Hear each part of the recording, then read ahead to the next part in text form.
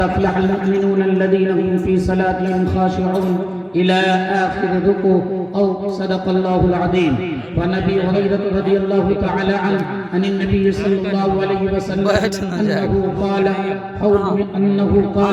من حوله من أمته اكفلوا لي بست أكفلوا لكم بالجنة.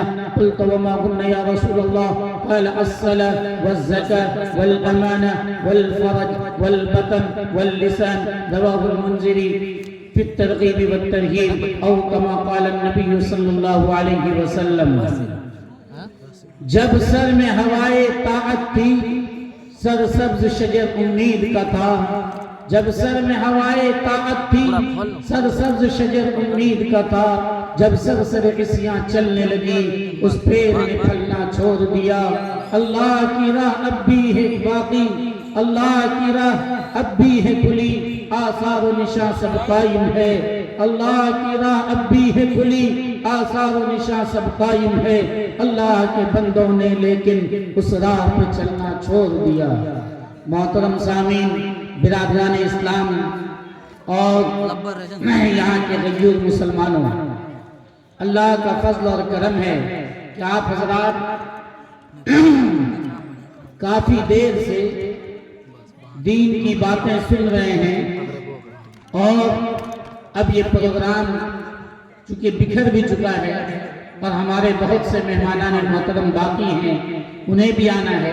اس لیے میں تھوڑی دیر آپ کے سامنے بیان کروں گا انشاءاللہ, اس شرط کے ساتھ کہ آپ لوگ اس پہ عمل کریں گے.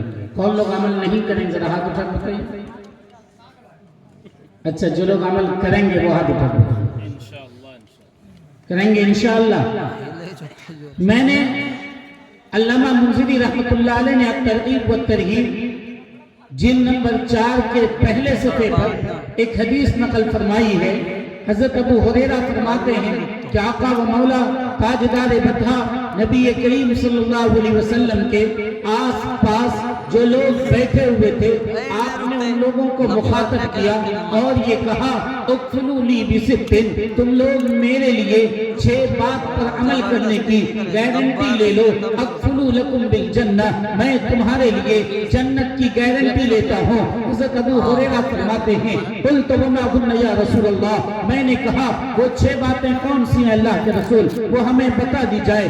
آپ نے فرمایا الصلاة والزکاة والامانہ والفرج والبطن واللسان. سرکار دو عالم صلی اللہ علیہ وسلم نے 6 باتیں ارشاد فرمائی اور یہ کہا میری امت کے لوگوں, اگر تم ان باتوں پہ عمل کرو گے, تم میرے سامنے گارنٹی دو اس بات کی, ضمانت لو اس بات کی کہ تم ان باتوں پہ عمل کرو گے تو میں تمہارے لیے جنت میں داخلے کی گارنٹی لیتا ہوں. کون ایسا مسلمان ہے جو جنت میں داخل نہیں ہونا چاہتا ہوگا؟ ہر ایک کے دل میں خواہش ہے کہ وہ جنت میں ضرور جائے. وہ جنت جہاں اس کی ساری خواہشیں پوری ہوں گی, وہ جنت جہاں ایک ادنا جنتی کو 70 حوریں ملیں گی, وہ جنت کہ جنت کے اندر ایک طرف دودھ کا نہر ہوگا, دوسری طرف شہد کا نہر ہوگا, پانی کا نہر ہوگا. وہ جنت جہاں شراب بھی ایسی ملے گی جس میں کوئی نشہ نہیں ہوگا, جس میں کوئی اول پھول نہیں بکا جائے گا, نہ اس میں کوئی خرابی ہوگی, وہ شرابن طہورا ہوگا.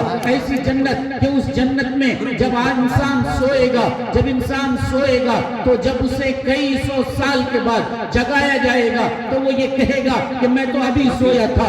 اتنے سکون کی, اتنے آرام کی نیند محسوس ہوگی. ہر کوئی چاہتا ہے کہ ہم اس جنت میں ضرور جائیں. آقا نے فرمایا 6 بات پہ عمل کر لو, میں گارنٹی لیتا ہوں کہ میں اس میں جنت میں داخل کروں گا. آپ لوگ ان 6 باتوں پہ عمل کریں گے انشاءاللہ؟ ذرا زور سے بولیے انشاءاللہ. وہ 6 باتیں میں آپ کو بتلا کر اپنی جگہ لے لوں گا انشاءاللہ. قال الصلاة, نمبر 1 آپ نے فرمایا نماز.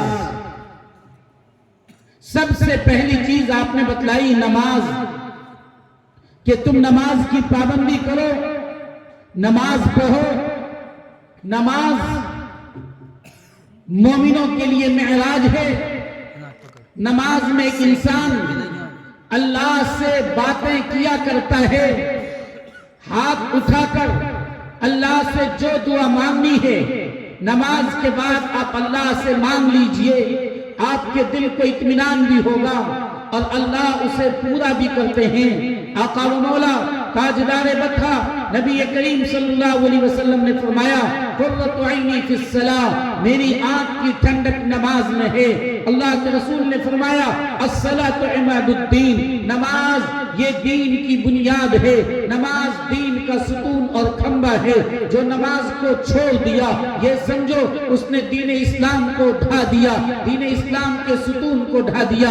آج صورتحال یہ ہے کہ مسلمان نماز سے کوسوں دور ہے، اگر نماز پڑھتا بھی ہے تو وہ جمعہ کو آتا ہے، عید کے دن آتا ہے، اس کے علاوہ وہ مسجد نہیں پہنچتا ہے۔ اگر وہ جمعہ کو آیا بھی تو بالکل اخیر ٹائم میں آتا ہے اور 2 رکعت نماز ادا کیا اور فوراً مسجد سے اس طرح بھاگتا ہے لگتا ہے جیل خانے کا دروازہ کھلا ہے۔ مسلمانوں کو یہ چاہیے کہ وہ نماز کو زندہ کرے، یقین مانیے پوری دنیا اس کے قدموں میں جھک جائے۔ اللہ تبارک و تعالی نے قرآن کریم میں اعلان کیا کامیاب ہے وہ مومن، کامیاب ہے وہ مومن، وہ مسلمان کامیاب جس نے نماز ادا کیا، جس نے نماز میں خشوع پیدا کی۔ اگر کوئی خود جا رہا ہے نماز کے لیے تو وہ اپنے بیٹے کو نہیں کہتا، اپنی بیوی کو نہیں کہتا۔ اگر وہ بوڑھا ہو گیا، اس کی عمر اخیر مرحلے میں ہے، اب تو وہ ڈر سے جا رہا ہے نماز کے لیے، لیکن اپنے بیٹے سے نہیں کہہ رہا ہے، اپنی بیوی سے نہیں کہہ رہا ہے، چونکہ بیٹا جوان ہے، بیٹا پیسہ کما رہا ہے، اور یہ نوجوان یہ سمجھ رہا ہے کہ مرنے کا وقت تو ابھی ہمارا ہے نہیں۔ کہ آپ دیکھ نہیں رہے ہیں 5 سال 15 سال 25 سال 40 سال کا نوجوان سیکنڈ نہیں لگتا ہے وہ مر جاتا ہے۔ موٹر سائیکل لے کر 25 سال کا نوجوان ابھی آپ کے سامنے نکلتا ہے، 2-4-10 قدم جاتا ہے، اچانک ایکسیڈنٹ ہوتا ہے، گرتا ہے، وہ مر جاتا ہے۔ لوگوں نے یہ سمجھا کہ ابھی ہم جوان ہیں اس لیے ہم نہیں مریں گے۔ یہ جو اتنے حادثات ہو رہے ہیں وہ ان کی آنکھوں کو کھولنے کے لیے کافی ہے، وہ اس بات کو بتلاتا ہے کہ وہ مرے گا اور اس کے مرنے کا کوئی وقت متعین نہیں ہے۔ ہو سکتا ہے ہم یہاں بیٹھے بیٹھے ابھی مر جائیں، کسی کو پتہ نہ چل سکے۔ اس لیے جن نوجوانوں نے یہ سمجھ رکھا ہے کہ نماز پڑھنا بوڑھے لوگوں کا کام ہے، دین پر عمل کرنا بوڑھے لوگوں کا کام ہے، وہ غلطی پر ہے، وہ خام خیالی ہے۔ نوجوانوں کو پہلے آگے آنا ہوگا۔ ہم لوگ نماز پڑھیں گے انشاءاللہ۔ قال الصلاة والزکاة۔ دوسری چیز زکوٰۃ ادا کرے۔ جس آدمی کے پاس 612 گرام چاندی یا اس کی قیمت کے برابر تجارت وغیرہ کا سامان ہے، اتنے پیسے اتنے روپے ہیں، اس کے اوپر زکوٰۃ دینا واجب ہے۔ وہ اپنے مال کا اگر اسے 40 من اناج ہوتا ہے تو اس میں سے وہ 2 من نکالے، 1 کنٹل ہوتا ہے تو اس میں سے 5 کلو نکالے۔ جو سامان اس کے پاس ہے اور وہ سامان استعمال کا نہیں ہے تو اس سامان میں زکوٰۃ اس پہ لازم ہوگی۔ جو سامان بیچنے کا ہے، تجارت اور بزنس کا ہے، دکان میں جتنے سامان ہیں اس کی قیمت لگے گی اور پھر اس کا 2.5% وہ اللہ کے راستے میں دیا جائے گا، 40واں حصہ وہ اللہ کے راستے میں دیا جائے گا۔ یہ زکوٰۃ اس کے اوپر لازم ہے، فرض ہے۔ آج مسلمان اپنی گاری رقم جو محنت سے کماتا ہے وہ زکوٰۃ کے لیے نہیں دے رہا ہے۔ وہ غریب اور یتیم جو اس کے قریب میں رہتا ہے، جو نان شبینہ کا محتاج ہے، وہ مدرسے جو اس کے قریب میں رہتے ہیں جہاں یتیم اور نادار بچے پڑھتے ہیں، انہیں وہ پیسے نہیں دیتا۔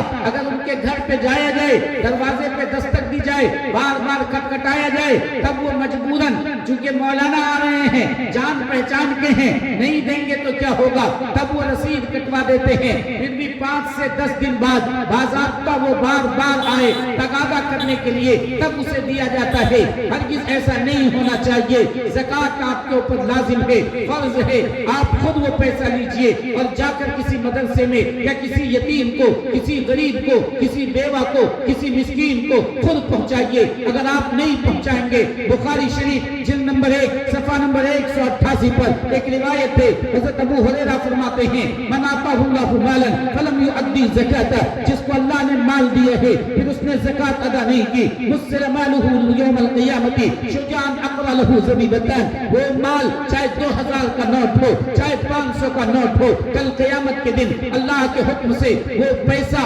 गंजा सांप बन जाएगा। वो सांप गंजा इसलिए होगा कि उसके सर में इतना जहर होगा, जो जहर की बिना पर उसके सर में बाल नहीं आया होगा। लहू ज़बीबतन, वो काले नुक्ते होंगे और उस सांप को उस आदमी के गले में पहना दिया जाएगा जो दुनिया में पैसा जमा करके रखता है, अल्लाह के रास्ते में नहीं खर्च करता है। और वो सांप क्या करेगा, उसके गलफरे को पकड़ेगा, सुम्मा याखुदु बिलिहज़मतैहि, फिर उसके बाद खींचेगा और कहेगा अना कंज़ु अना मालुक, मैं तेरा वो खजाना हूँ, मैं तेरा वो माल हूँ जो तूने दुनिया में जमा करके रखा था, आज मुझे तुझ पर मुसल्लत किया गया।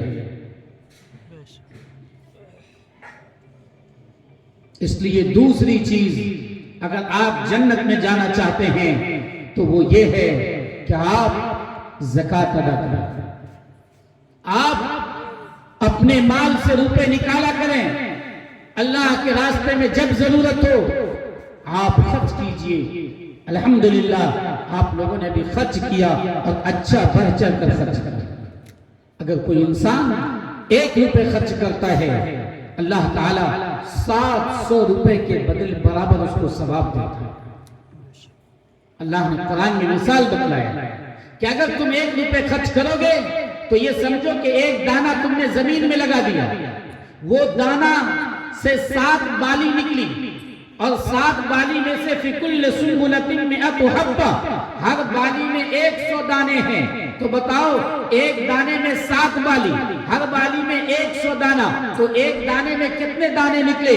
700 दाना निकला। अगर तुम अल्लाह के रास्ते में 1 रुपए खर्च करोगे, 700 रुपए के बराबर तुम्हें सवाब मिलेगा। वल्लाहु युज़ाइफु लिमन यशा, अगर अल्लाह को खुश करने के लिए सही नीयत से करोगे और तयक्कुन और यकीन के साथ करोगे, अल्लाह इसमें जितना चाहेगा इजाफा करता है। लोगों की हालत क्या है, चमड़ी दे देंगे, दमड़ी नहीं देंगे। एक शख्स कहीं जा रहा था, चंद औबाश ने पकड़ा उसे और कहा पैसा निकालो, पैसा नहीं दिया, उठाकर पटक दिया, खूब मारा उसे। उसके बाद वो लोग चला गया। वो आदमी उठा और अपने बदन से गर्द गुबार झाड़ा। करीब के लोग आए कि क्या हुआ, कोई खास बात तो नहीं है? कहा नहीं नहीं, इज्जत बच गई। वो जो पैसा उनके जेब में रखा था उसी को उसने इज्जत समझा। वो जो लाद घुसा पड़ा, जमीन पे उठाकर पटका, वो नहीं। इज्जत क्या है? इज्जत उसके लिए वो रुपए था जिसको उसने छुपा कर रखा। आज पैसा निकालना बड़ा मुश्किल काम है, इसलिए हम और आप अल्लाह के लिए पैसा खर्च करें। वो पैसा आपका नहीं है।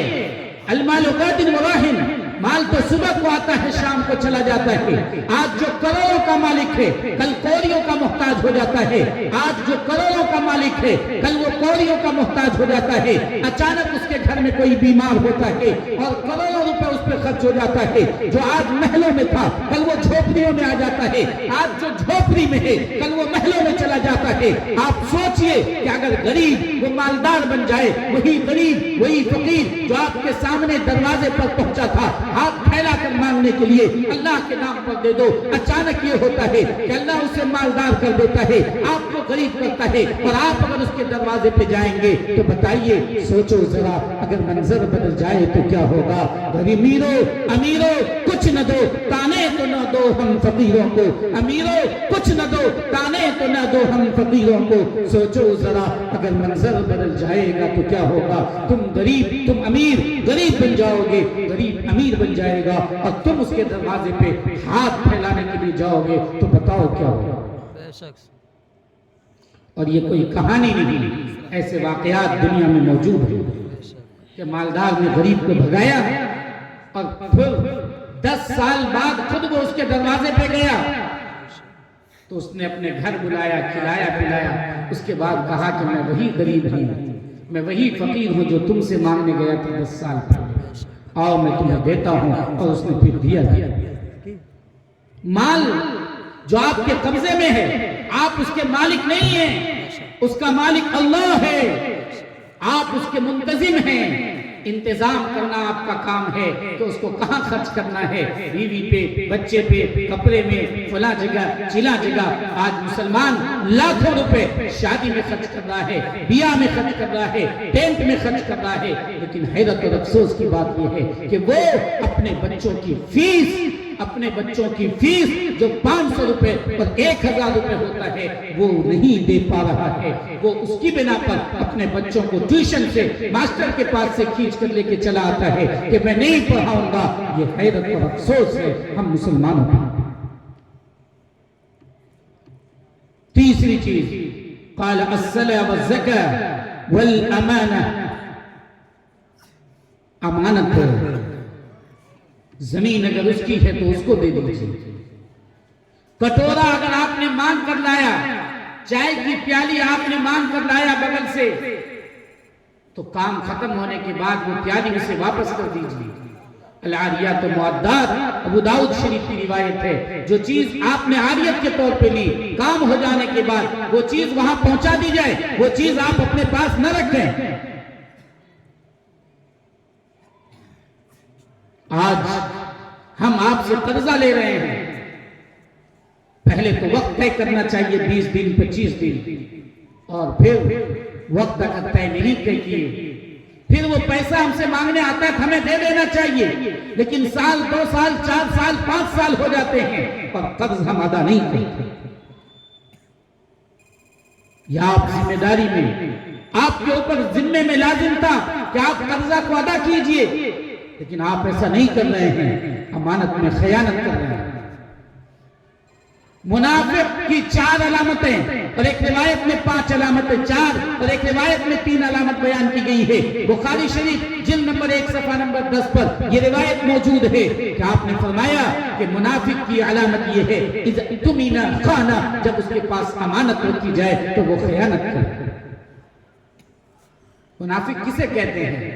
جو زبان سے کہے مسلمان اور دل سے مسلمان نہیں۔ آج ہمیں کیا صورتحال ہے میں آپ کو بتلاتا ہوں۔ مشکات شریف کی روایت ہے، ایک آدمی نے زمین بیچی فلاں کے یہاں، زمین خریدنے والا زمین خرید لیا، اچانک ایک دن حل چلا رہا تھا، بہت پرانے زمانے کی بات ہے، بنی اسرائیل کے زمانے کی بات ہے۔ وہاں جب حل چلا رہا تھا، حل چلاتے ہوئے اچانک اس کا حل اٹک گیا، اس نے حل کو ہٹایا، وہاں کدال سے زمین کو کھودا تو اس سے ایک سراہی نکلی، وہ سراہی کو کھولا تو دیکھا اس میں سونے کے سکے ہیں، پورا سونے کے سکے سے بھرا ہوا ہے۔ اس آدمی نے جس نے زمین خریدی تھی اس سرائی کو اپنے سر پر اٹھایا اور سیدھے وہاں سے کہاں پہنچا؟ اس آدمی کے گھر پہ پہنچا جس سے اس نے زمین خریدی تھی۔ زمین بیچنے والے کے دروازے پہ جا کر دروازے پہ دستک دیتا ہے اور اس کو کہتا ہے کہ دروازہ کھولو۔ جب وہ دروازہ کھولتا ہے اندر جاتا ہے، کہتا ہے میرے سر سے سراہی اتارو۔ وہ سراہی نیچے رکھی جاتی ہے، سراہی جب نیچے رکھتا ہے کہتا ہے دیکھو اس میں سونے کے سکے ہیں، یہ تمہاری زمین سے ملی ہے، میں نے تم سے زمین خریدا تھا، میں نے تم سے زمین خریدا تھا، میں نے تم سے سرائی نہیں خریدی ہے، میں نے تم سے سونے کے سکے نہیں خریدے ہیں، اس لیے اے زمین بیچنے والا یہ سرائی تمہاری ہے، یہ سونے کے سکے تمہارے ہیں، زمین تو میری ہے چونکہ میں خرید چکا ہوں، لیکن سرائی میں نہیں لے سکتا، سونے کے سکے میں نہیں لے سکتا۔ مسلمانوں ذرا سینے پہ ہاتھ رکھیے اور یہ سوچئے کہ وہ خریدنے بیچنے والا کیا جواب دیا ہوگا۔ ہم ہوتے تو فوراً سراہی اٹھاتے اور اپنے گھر میں اندر رکھ لیتے کہ واقعی بات ہے کہ سونے کے سکے ہمارے ہیں، لیکن وہ بیچنے والا کہتا ہے اے میرے بھائی نہیں نہیں، میں نے زمین جب تمہارے یہاں بیچ دی تو زمین میں جو درخت ہے، جو پودے ہیں وہ بھی تمہارا ہے، زمین میں جو خزانہ ہے وہ بھی تمہارا ہے، اس لیے یہ سراہی بھی تیری ہے، یہ سونے کے سکے بھی تیرے ہیں۔ خریدنے والا کہتا ہے تیرا ہے، بیچنے والا کہتا ہے تیرا ہے، خریدنے والا کہتا ہے تیرا، بیچنے والا کہتا ہے تیرا، تیرا تیرا تیرا تیرا تیرا کرتے ہوئے دونوں میں لڑائی کی نوبت آ جاتی ہے، بات بڑھ جاتی ہے، انبن ہو جاتی ہے، معاملہ پہنچتا ہے حضرت داؤد علیہ السلام کے پاس۔ حضرت داؤد علیہ السلام پوچھتے ہیں الکما غلام، کیا تم میں سے کسی کے پاس لڑکا ہے؟ انہوں نے کہا ہاں میرے پاس لڑکا ہے۔ پوچھا کیا دوسرے کے پاس بیٹی ہے؟ کہا میرے پاس بیٹی ہے۔ کہا تم اپنے لڑکے کی اس کی بیٹی سے شادی کراؤ اور یہ سارا پیسہ ان دونوں کو دے دو۔ آج اگر جلسے کے ناظم اعلان کر دیں کہ ایک گھڑی یہاں ہے جس کی ہے وہ نشانی بتا کر لے کر چلے جائیں تو جلسے کے بعد 50 آدمی پہنچ جاتا ہے یہ گھڑی میری، یا ضمانت کا حال۔ بتائیے جب مسلمانوں کا یہ حال ہوگا تو دشمن آپ پہ حکومت کرے گا۔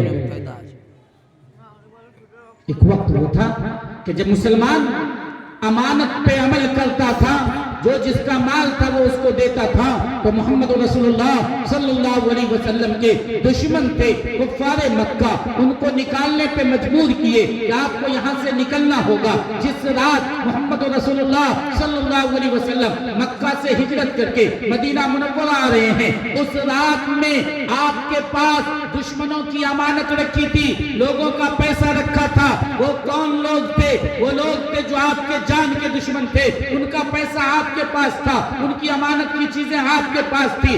آپ نکلنے سے پہلے حضرت علی کو اپنے بستر پر لٹاتے ہیں اور کہتے ہیں تم یہاں لیٹ جاؤ، صبح کو جن جن لوگوں کا پیسہ ہے، جن جن لوگوں کی امانتیں ہیں ان کے گھر میں پہنچا دینا، پھر تم مدینہ آنا، اس سے پہلے مدینہ نہیں آنا۔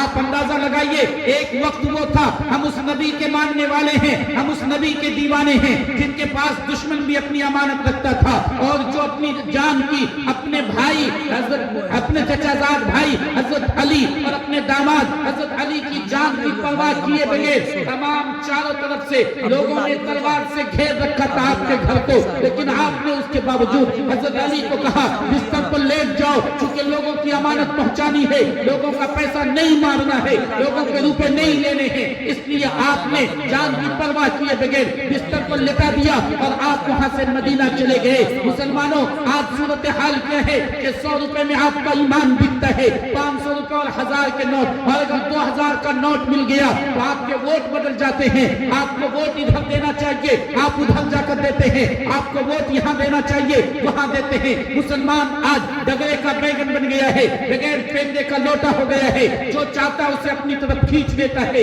جدھر چاہتا ہے وہ ادھر چلا جاتا ہے، وہ پیسوں پہ بک رہا ہے۔ ایمان تو پیسوں پہ نہیں بک سکتا تھا، ایمان تو پوری دنیا ایک طرف ہوتی، ایمان ایک طرف ہوتا۔ ایمان تو وہ تھا کہ جس کے لیے صحابہ کرام رضوان اللہ علیہ مجمعین نے اپنی زمین چھوڑی، جائیداد چھوڑا، مال چھوڑا، گھر چھوڑا، وطن چھوڑا، تنہے تنہا اپنے جان کو لے کر، اپنے بدن کو لے کر، اپنے دین اور ایمان کی حفاظت کے لیے مکہ کو چھوڑ کر وہ مدینہ منورہ چلے گئے۔ لیکن آج صورتحال کیا ہے کہ ہم ایمان بیچ رہے ہیں، ہم ایمان بیچ رہے ہیں۔ آج صورتحال یہ ہے کہ بھائی بھائی سے جھگڑا کر رہا ہے، کتنے کے بدلے ایک بالش کی زمین ہے، یہ کہہ رہا ہماری ہے، وہ کہہ رہا ہماری ہے، کتنے کے بدلے مشکل سے ایک کٹھا یا ایک پاؤ زمین ہوگی، اس ایک پاؤ ایک ڈسمل یا آدھی ڈسمل زمین کے لیے ایک بھائی دوسرے بھائی پہ کیس کر دیتا ہے، اور کیس کا فیصلہ کب آتا ہے؟ 40 سال کے بعد جب فیصلہ آتا ہے، جب دونوں سے پوچھا جاتا ہے کہ کتنے پیسے خرچ ہوئے، ہر ایک کہتا ہے 20 سے 25 لاکھ روپے خرچ کر دیے۔ اس 20 سے 25 لاکھ روپے میں وہ 1 بیگھہ زمین خرید سکتا تھا، لیکن ناک کی لڑائی تھی، موج کی لڑائی تھی، ہر ایک چاہتا تھا اس کی زمین ہم دبا لیں، وہ چاہتا تھا اس کی زمین ہم دبا لیں۔ ایسے دے دیا تو ٹھیک ہے، نہیں تو کوٹ اور کچہری کر کے لیں گے، عدالت سے جا کر لیں گے۔ چنانچہ وہ عدالت کے چکر لگا کر لوگوں کو، وکیلوں کی جیب کو خوب بھر رہا ہے، پیسے اڑا رہا ہے۔ وہ 25 لاکھ 20 لاکھ روپے بھی خرچ کر رہا ہے، اور یہ دشمنی اپنے بھائی سے، بھتیجے سے، اپنے خاندان کے لوگوں سے مول لیا۔ مسند احمد بن حنبل کی روایت ہے، حضرت انس فرماتے ہیں کہ اللہ کے رسول صلی اللہ علیہ وسلم جب بھی تقریر فرماتے تھے تو آپ کہتے تھے لا ایمان لمن لا امانت لہ، اے لوگو اگر تم میں امانت داری نہیں ہوگی تو تمہارا ایمان کامل نہیں ہو سکتا۔ اس لیے آپ نے فرمایا کہ جنت میں جانا چاہتے ہو تو تیسری چیز ہے کیا؟ امانت ادا کرنا۔ جو جس کا سامان ہے وہ اس کو دے دو، جو جس کی زمین ہے وہ اس کو دے دو، کسی کی زمین نہیں دبانی ہے، کسی سے اگر قرض لیا تو وقت پر دے دینا ہے، کریں گے ایسا انشاءاللہ. چوتھی بات، قال الصلاة والزکاة والامانہ والفرج والبطن واللسان، شرمگاہ کی حفاظت کرنی ہے، شرمگاہ کی حفاظت کرنی ہے. آج سب سے زیادہ جو بیماری پھیلی ہوئی ہے وہ دو ہے، حرام خوری، حرام کاری.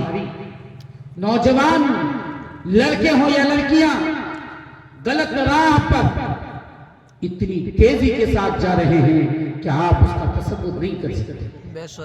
اس موبائل نے تو لوگوں کو اور برباد کر دیا ہے.